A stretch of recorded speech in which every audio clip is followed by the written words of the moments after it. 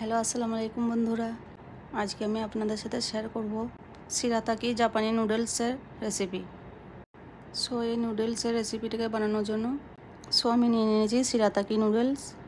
এই নুডলসগুলো কিন্তু খুব হেলদি আর ফাইবারে ভর্তি, স্পেশালি তাদের জন্য ভালো যারা ডায়েট করে। এবার চলুন এটাকে ভালো করে বের করে ওয়াশ করব।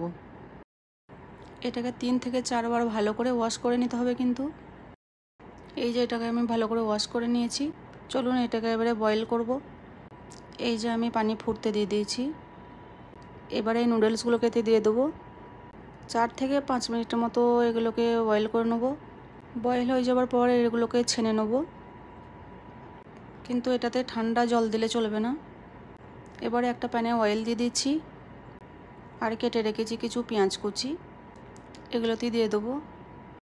নিয়ে ভালো করে কিছুক্ষণ সটে করব, অন্তত একটু গোল্ডেন হয়ে যাওয়া অবধি। আর এখানে আমি করে নিয়েছি টমেটো পিউরে, এটাও এবারে এতে দিয়ে দেবো। নিয়ে ভালো করে কিছুক্ষণ কুক করব, এটাকে 5 মিনিটের মতো কুক করব।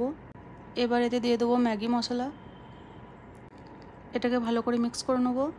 নিয়ে এতে নুডলসগুলো দিয়ে দেবো, ভালো করে একটু কুক করব।